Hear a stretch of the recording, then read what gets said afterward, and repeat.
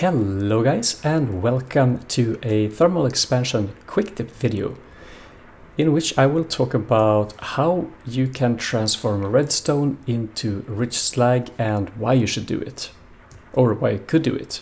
It really depends on what pack you're playing or what mod selection you have.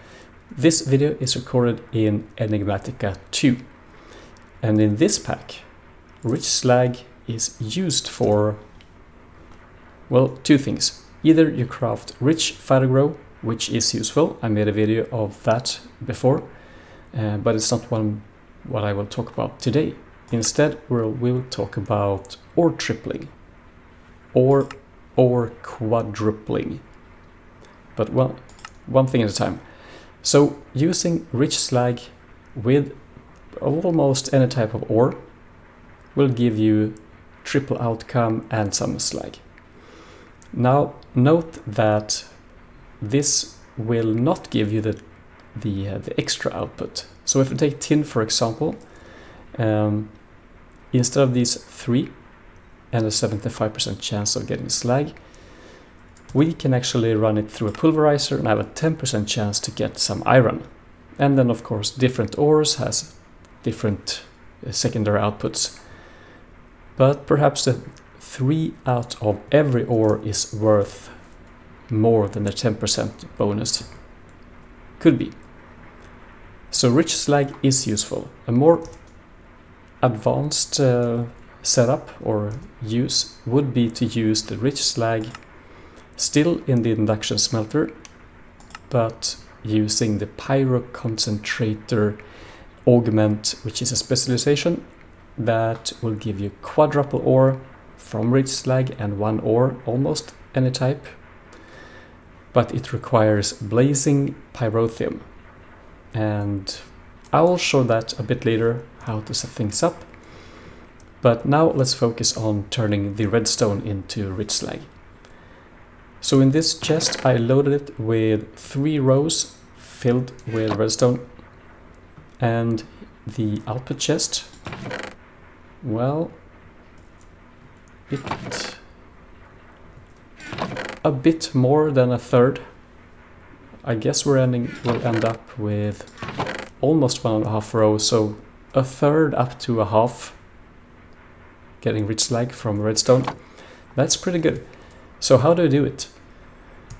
In this sequential fabricator, which is an auto crafting block, I'm constantly crafting a compass, or several compasses, because we have iron compasses and then getting back iron. So we're getting a loop of iron and then we're just filling up with redstone. And why do we do this? Well, because running induction smelter with sand and the compass, and let's see, if you do like this, you can get rich slag from many sources. Perhaps running sand with ores will give you a 5% chance, but we can do better than that. We get a 20% chance from a compass. And the good thing with this is that we get all the 4 iron back from the compass. You craft this with 4, right? And we'll get all 4 back minus the redstone. So the only thing we need is to fill with redstone. We get iron back, and we have a loop here of iron and compasses. So here we're getting this one constantly running. If you place this auto crafting perhaps closer or with faster ducts, you don't need this many, but it doesn't really matter because the iron is not consumed anyway. So we're sending the compass here. We'll get, well, cobblestone, gravel, sand, just filling up the sand over here, and then we'll just filter on iron going up, and we'll get all our rich slag here. So it's a very simple loop. You can have this if you're running with, for example, an applied energistics auto crafting system, and you know that's something I like. I would probably set this to, with a level emitter, to, well, perhaps this one, to only run if we have less than, say, 64 of Rich Slag. If we have less than that, then keep this running until we have enough. So that's a pretty simple way to keep it stocked, but not too much. And then when you have your Rich Slag, well, then you can use that for your ore processing.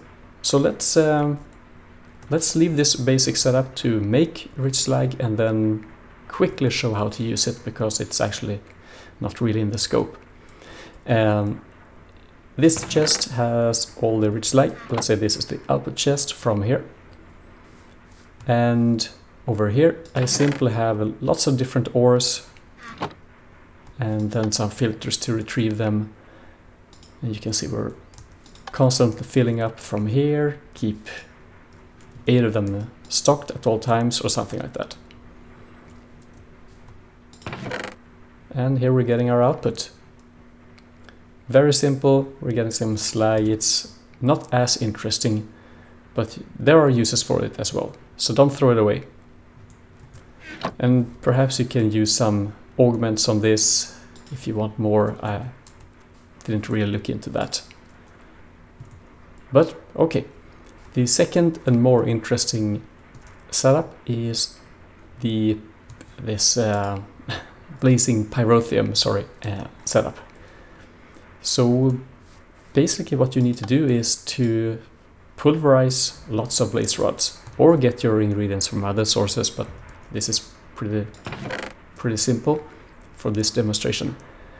Here we'll get powders, and are we not getting, oops,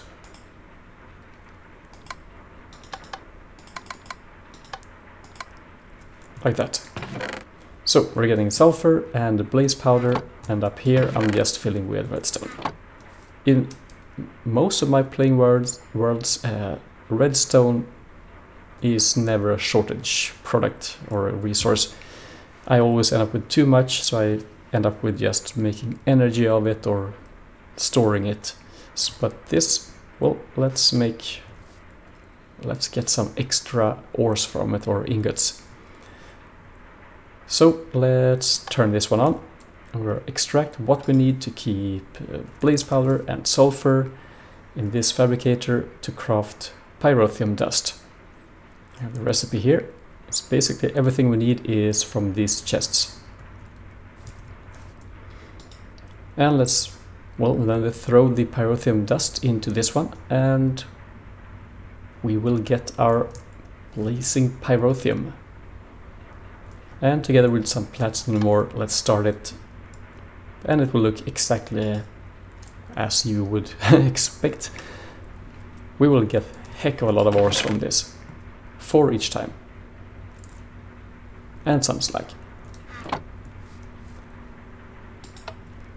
So that's how simple it is to use, and this is how simple it is to get. So depending on mod pack, this can be a very useful resource, and it's actually quite simple to get.